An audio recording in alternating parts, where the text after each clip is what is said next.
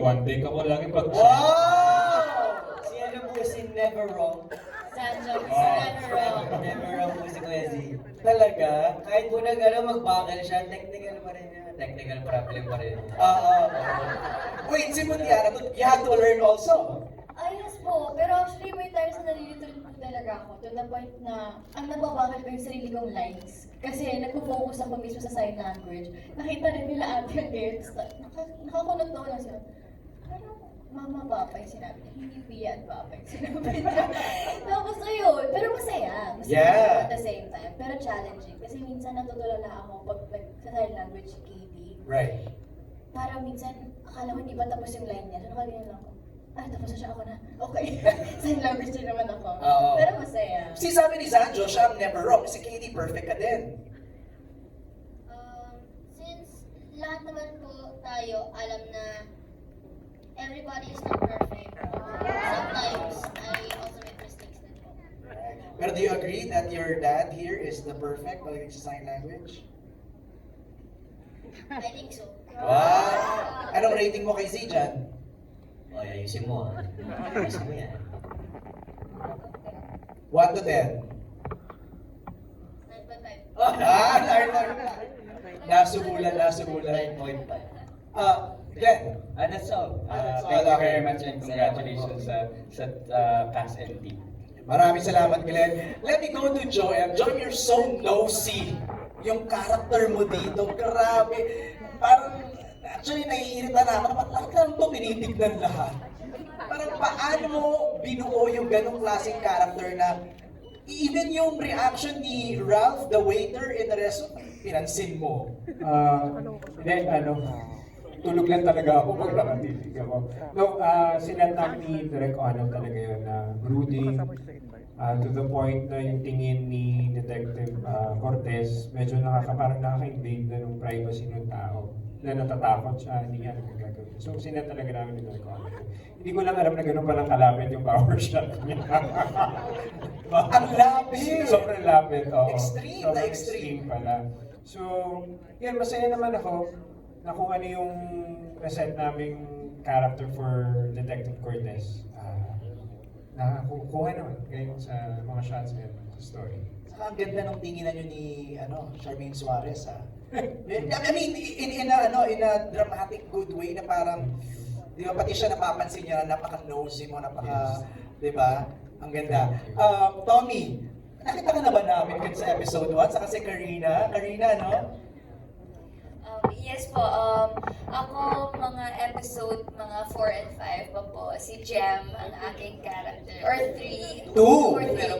Mga konting appearances sa 2 or 3, pero nasa middle parts pa ako ng episodes namin. Pero, ayun, working with Direk Onat again, kasi from MMK, eto na yung sumunod naming project together. Grabe talaga, ang hirap ba? Did you have to learn sign language also? No, hindi na po. Okay. Pero the character is still very deep and ang dami din yan talagang layers and mapapa-oo ka talaga kasi super challenging pero at the same time as an actor, actress, talagang yun yung dream to explore more, to dive deeper into ano pang kaya mong range sa acting. Tommy naman is the son of Joem. Tama? Tommy, yun. Okay. So, gano'n naman ka-intense ang character mo dito? Kasi parang pahapyaw lang yung kanina eh. Yun, parang yung kay Karina din po. I think sa bandang gitna, doon mas ma-explore yung arc ng characters niya kung bakit nga siya nandito at bakit sinama siya sa story. So yun, abangan nyo na lang at yun lang masasabi ko. Excited ako mapanood niya. Alright. Our next question is from Reggie Bunuan. Reggie, gusto mo ako na magtanong mo ikaw na. Ako na. For Katie, ito ba ang first acting project mo o may mga nagawa ka na before? Siguro this is their way lang to get to know you, Katie, no? Baka you can share your past acting experiences. Ito medyo nasagot na kanina, nag-audition ka ba sa role mo bilang deaf at nag-aral ka ng sign language? So we kind of answered that already. Baka you can share na lang siguro, how was your audition experience? It was good. And maganda rin po ang Pinagawa sa'yo? opo. Paano yung pinagawa sa'yo during the audition? Madaling sign language lang muna, no? Yung mga tinuro lang pa lang po sa akin. Okay. Kinabahan ka ba during the audition? Yes po. And what was your reaction nung you got the call that you made the, you got the job? Like, pumunta po ako sa simbahan and then I said, thank you God for this project. Wow. Okay, so they wanted to know, do you have other acting experiences in the past? Yes. Saan? Kwento mo sa amin. MMK po. Anong episode yan? Sinong mga nakasama mo doon? Si GM De Guzman po, Ana Abad Santos, Okay. and I kind of forgot his name. Okay. Pero MMK, maganda na yung first start, di ba? Drama na kaagad. Acting. Kamusta si KD, Direk Onat, in your scenes here sa The Silent Noise? Kamusta siya mag-pick up ng mga eksena at mga kailangan niyang gawin? Si KD yung pleasant surprise sa amin sa Jonathan. When we hired him for the part, we knew that the kid has potential. But every time we let him do something, he surpasses our expectation. Totoo lang. I've never worked with a kid this sensitive and this receptive to comments and to inputs. So sobrang ako na-happy sa kanya. But of course, he's a kid. So sometimes you have to help him focus. You have to teach him how to be proper. Kasi but otherwise, in terms of performance, Nag-deliver. sobra. Sobra-sobra ba? Sobra. Tsaka more than what we expect. Tsaka kita mo sa episode 1, di ba? Yung eksena niya talaga yung sobrang nakakaganon. Yeah. Napag pinapanood namin during the live, syempre na I get touched. But when I see it edited already, parang lalo na transform. So Right. I think the camera is very nice to him. Kasi the camera captures all his emotions in the right way, in the most gut-wrenching way possible. Namamagnify Right. yung mga binibigay ng bata na sa camera. Nice. Another question from Reggie for Angelica Panganiban. Marami ka na rin nagawang thriller project. Ano ba ang bago at challenge sa The Silent Noise para tangkapin ito at ano ang karakter mo dito? She kind of, answered this kanina. Baka you wanna add some more. Actually, it's not a thriller, no? It's more of a mystery. Tama ba ako? Direct, ano ang genre nito, Tanya? How do you classify the Silent Noise? It's suspense drama. Suspense drama. Have you done something like this before, Angge? Suspense drama? I don't think so. Parang wala akong maalala. Sorry sa nagawa ko kung meron man. Epidural po ito, anesthesia to. Pero it's a really a good challenge, no? A welcome challenge for you to do a suspense drama. Oo naman. Sarap din kasi niya talagang paglaruan eh. And siguro yung pagkakabi niya, it's not like drama lang. Meron ka talagang, kumbaga, medyo binabaliw ka niya mentally diba? Na parang ano pa talaga nangyayari? Kung kayo nga sa episode 1, yun na yung naramdaman ninyo na parang, anong nangyari? Sino ba talaga ang may kasalanan? Ano nangyari talaga kay Sam, di ba? Kay Teacher Sam. So, also kami, ang sarap ingatan nun. Ang sarap ingatan ng ganong klaseng suspense na kailangan mong laruin, kailangan mong timplahin. Thanks, Reggie, for your question. Thanks, Angge. And speaking of that, Tanya and Direk Onat, yung nakita ba namin sa episode 1, parang kind of yun na ba yun? Parang may idea na kami di ba? Parang si Sanjo may, affair with Mylene. Or tip of the iceberg pa lang yan? Tip of the iceberg, definitely. Sobrang dami pa. Ano siya? Cartwheel. Kada cartwheel. Talaga? Bawat episode. So marami pang kakalkalin si Joem. Kasi siya yung sinusundan namin Parang ganun lumalabas, Joem. Yung character mo na yung sinusundan namin to unravel the mystery. Yes, paano ba namin, tama, cartwheel siya, yung akala mo yun na, hindi pa pala yun. Tapos yung akala mo na-solve mo yung case, hindi pa pala siya. Yung akala mo, ito, mali pala. Yung, kumbaga, pinapakita, yung sinasabi ni Zanjo na pinipigilan yung papakita, pero may papakita content. So, pwede nating sabihin, kung sobrang confused na si Detective Cortez sa case, even the viewers mararamdaman nila kung paano yung nararamdaman ng lahat ng characters, kung gano'ng nakakalito yung kaso. Nice. Inspired by true events ba to, Tanya? Meron ka bang napanood na, I don't know. Ano si? Oh. Hindi siya. Huwag ganon, Sancho, ah. Ending daw panaginip lang lahat. Huwag naman ganon. Tanya. Actually, hindi yung kabuuan. Pero di ba, yung mga bits and pieces, medyo what if ganito, or nabasa mo sa news, di ba, yung mga ganyan. Tapos parang from there, meron kang nalalarong kwento. So, mga ganon. Pero yung general flow ng story, I would say bago. Right. Thank you. Alan Sancon, Alan Murray. Ikaw na yung magtanong ng next. Paabot na lang po yung microphone kay Alan, please. Thank you. Hello po, congratulations, Abra. Yung tanong ko kay Angelica sa kay Sanjo. Fresh from the success ng MMFF movie nyo, you're working together right now dito sa bagong series ng Prime. How do you, kumbaga, compare yung character nyo dito? Of course, you're still a mom and dad dito, di ba? Pero ano yung challenges and counter, aside dun sa sign language na ginagawa ninyo? Parang ang hirap mag-acting ng di ba? Na ilabas yung emotion mo through sign language. Challenges you encounter and comparing your character from the past. Mahirap siya i-compare kasi very different talaga siya. Una-una, from Unmarry, magkaibigan kami dun sa pelikulang yun eh. We don't share a child sa movie na yun. So, dun pa lang malayo na. And iba yung tinatakal niya, kahit pa paano may lightness yung movie. With this, straight out drama and suspense lang talaga siya. And what's challenging, of course, is kami mga actors, somehow umaasa kami sa voice, sa delivery namin, sa mga, kung paano namin dinideliver yung mga linya namin, and may impact yung mga yun. So kapag you deliver a certain line, minsan nadadala ka pa dahil dun sa delivery na yun, or yung co-actor mo nag-deliver ng ganitong linya, and grabe yung impact nun, may iiyak ka, di ba? Or magagalit ka din dahil dun sa sinabi niya yun. But with this, since wala kaming ginagamit na ganun, we use sign language, aasahan mo lang talaga yung expression ng bata ng anak mo, and yung connection nyo, yung chemistry na meron kayo. So I think yun yung pinaka-challenging lang talaga. Bukod of course, sa kailangan mo i-memorize yung sign language na hindi naman yun yung mga first language namin, hindi naman kami pinanganak na alam talaga namin yung mga yun. So, challenging siyang aralin, but of course, habang along the way, nung natututo kami, nakikita mo yung fun part niya, nakikita mo yung inclusivity nung na kaya talaga siya, kaya mong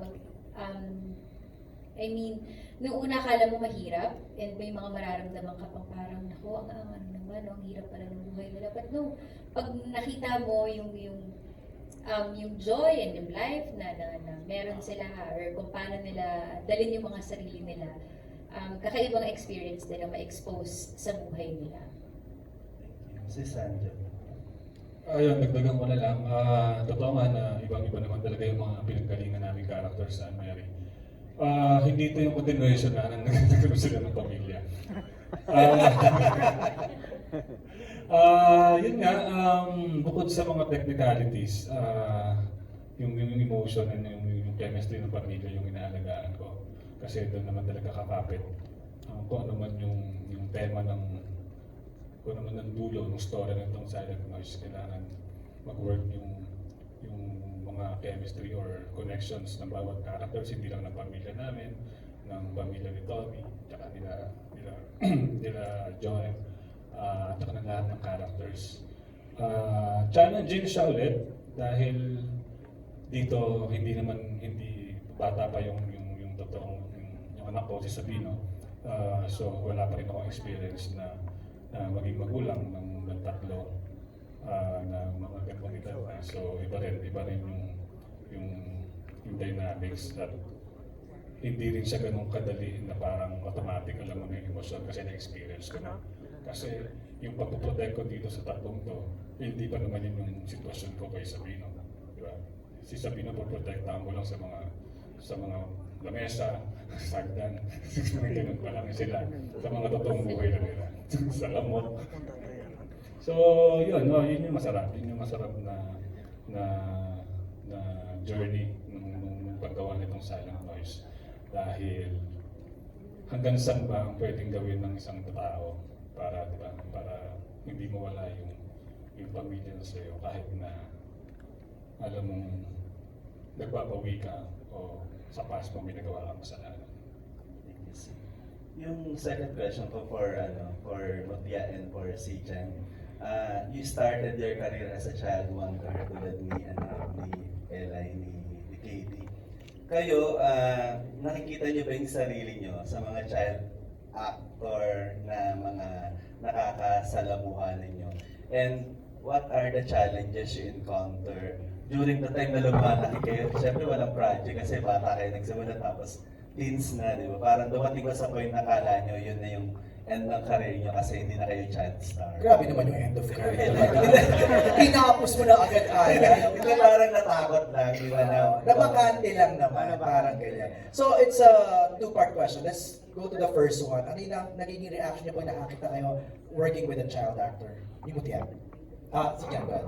Ako po kasi... Tinatakot nila. O hindi po Lagi ko nga tinuturuan si Katie ng mga magagandang asal, ng mga kabutihan, ng magandang work ethics. Mag-focus ka palagi. I don't know if you heard it, ang dami nag-react. Parang ang dami po. Parang ako po talaga yung ganun Ang kay dami Katie. kontra. May mismong front team yung nagkumontra yata. Ano ba? Hindi talaga ganun kasi dyan. Sa ona lang. Ano lang? Narinig ko, Ano po na? narinig ko, sabi niya, uuwi ka na naman. Dami, nung bata kami, hindi pa kami uuwi. Oh! Ano yung sa season po yung type na iyakan ko yung eksena sa mabigat para kay Katie. Natatawanin po niya Uy, hindi Sabi ko nga sa kanya, lulugo-lugo ka na. Lulugo-lugo na. Tama na yan. Tama na yan, tawa-tawa na yan. Di ba tinutulungan ko po siya mag-focus? Kasi yun po yung ina-apply din sa akin dati. So, ina-apply ko din po sa kanya ngayon. Let's hear from the subject. Katie, anong masasabi mo? Paano ka Okay! Tinutulungan ko po talaga siya, promise. Katie, tinutulungan ka ba ni Kuya Zichan in some of the scenes? Sa dulo, inaasar ka na. Hindi nga po Kuya MJ, siya po nga po yung minsan nag-distract po sa akin. Really? May sinasabi si Quincy. Ano yun? Pagsalitain mo, ayaw mo pa Ay, sagutin. sige, sorry.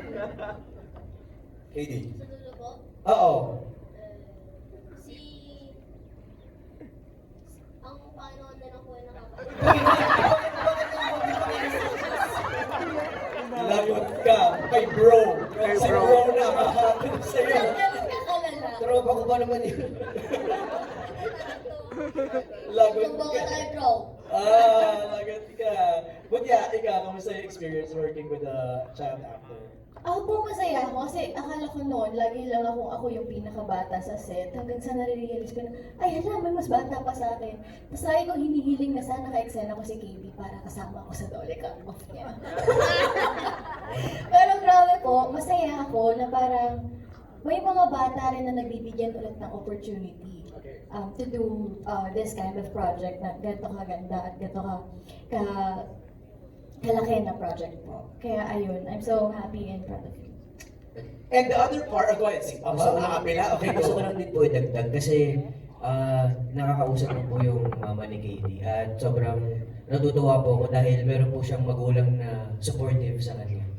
Dahil sabi po ni KDA sa akin na parang ito daw talaga yung pangarap niyang gawin, gusto niyang umarte. So sabi sa akin nung nanay niya na, sinusuportahan po namin si Katie. Kaya nakakatuwa po na makarinig ng gano'n sa isang magulang na gustong suportahan yung anak sa gusto niyang gawin. The support system is really important. The second part of Alan's question was, ano yung ginawa daw ninyo nung medyo parang, growing up, medyo nag-puberty, adolescent, nabakante ng konti? Huwag na yung end of career. Z, nabakante ka nga ba? Ako honestly, di lang po ako nagkaroon ng mga teleserye. Okay. Pero may mga ako MMKs, mga ipaglaban mo, mga ganun po. Like mga 2 shooting days. Pero para po sa akin, naging malaking factor po siya para sa career ko. Kasi nagkaroon po ako ng opportunity na mag-explore ng mga iba't ibang roles. Kahit ganun lang, yung span of time po niya. Na nagkaroon po ako ng first week may ganito akong role, tapos second week iba naman. Kumbaga na-explore ko po siya. Yun ang naging parang transition period mo, no? Yes po, para naging workshop ko po siya kumbaga. Nice. Mutya, ikaw naman. Ano po ulit yung tanong? Parang ano daw yung parang ginawa mo nung time na parang medyo napakante? Okay. Opo. Di naman din po. Actually, ang pinaka-rest lang po na nagawa ko is nung nag-pandemic po. Before ako mag-16, 15, parang ganun po. How old are you now? 19 po. Okay. Parang yun lang naman po yung span na hinintay ko months para po makapag-shoot ulit. Oo. And then puro online lang din po yung ginagawa ng mga online shoot, mga online show, mga ganyan. Ayun Right. po. Nice. Alan? Thank you. Okay na si Alan. Okay. Next is a question from Alex Brosas. Alex, gusto mo ako na magtanong? Where's Alex? Ako na? Okay. Our question is for Angelica. What is your character indicative of? Spell. Alex, ikaw na mag-spell. No, what is it a sign of or a symptom of yung character mo? Ano yung parang gusto niyang ipahiwatig? Well, kasi, well, she can't spoil it, but based on episode 1, ano yung parang gustong ipahiwatig nung pagiging nanay mo kay Well, Kaylee? ano naman siya, talagang katulad na lagi natin pinoproject, di ba? Ang mga ina ay talagang kapag anak o ang mga anak mo ay nalalagay sa arkabyado, anak mo nangangailangan sa'yo, talagang ikaw yung makikipaglaban ng patayan sa kanila, Tama. di ba? Yun nga yung parang hanggang saan ang kaya mong gawin para kumbaga, para sa pamilya mo. Tama. Ano mga kaya mong gawin para sa pamilya mo. So, I think yun lang naman yung ano niya, yun yung kumbaga roots Right. ni Jack. Yung second layer niya is being a friend to someone who died. Yes, Diba? yes. So, ibang aspect na naman. Correct. Third layer naman niya is yung tingin mo kay Sancho nung sa teaser na pinakitang Anton na daw yung narinig na pangalan. Mhm. Diba? So parang nakikita namin no? Napapansin na namin direct on at yung iba-ibang layers ng- Yes, isa-isa siyang binabalatan eh. Right. Parang nakikita niyo yung parang isang babae na halos wala naman, she's not giving away anything, parang walang pinapakita naman din masyado pa hanggang sa isa-isa na natanggal yung mga layers niya, Right. hanggang numinipis yung nakikita at makikita niyo sa kanya. Ganda. Kay Z din actually, parang, ano ka ba, mabait ka bang asawa? May past ba kayo ni Mylene?